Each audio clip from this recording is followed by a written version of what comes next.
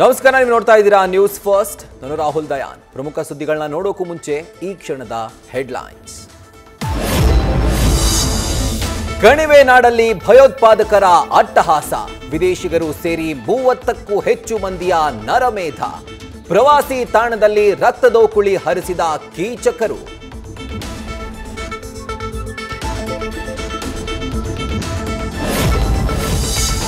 ಪಹಲ್ಗಾಮ್ನಲ್ಲಿ ಉಗ್ರರ ದಾಳಿಗೆ 2 ಕನ್ನಡಿಗರು ಬಲಿ. ಶಿವಮೊಗ್ಗದ ರಿಯಲ್ ಎಸ್ಟೇಟ್ ಉದ್ಯಮಿ ಮಂಜುನಾಥ್ ದುರ್ಮರಣ. ಹಾವೇರಿಯ ಕೆಬಿ ಕೋಳಿವಾಡ ಸಂಬಂಧಿ ಭರತ್ ಕೂಡ ಸಾವು.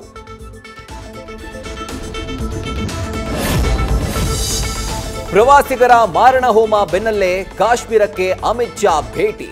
ಗುಂಡಿನ ದಾಳಿ ನಡೆಸಿದ ಸ್ಥಳಕ್ಕೆ ಹೋಗಿ ಪರಿಶೀಲನೆ. ಸುಮ್ಮನೆ ಬಿಡಲ್ಲ, ಸೇಡು ತೀರಿಸಿಕೊಳ್ತೀವಿ ಅಂತ ಮೋದಿ ಶಪಥ.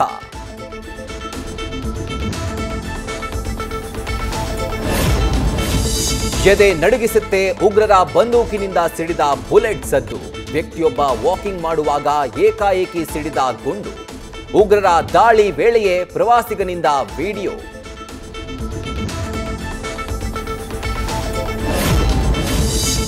ಉಗ್ರರ ದಾಳಿ ಖಂಡಿಸಿ ಪಹಲ್ಗಾಮ್ನಲ್ಲಿ ಪ್ರತಿಭಟನೆ. ಕ್ಯಾಂಡಲ್ ಮಾರ್ಚ್ ಮಾಡಿ ಸಾರ್ವಜನಿಕರ ಆಕ್ರೋಶ. ನಮಗೆ ನ್ಯಾಯ ಮತ್ತು ಶಾಂತಿ ಬೇಕೆಂದು ಆಗ್ರಹ.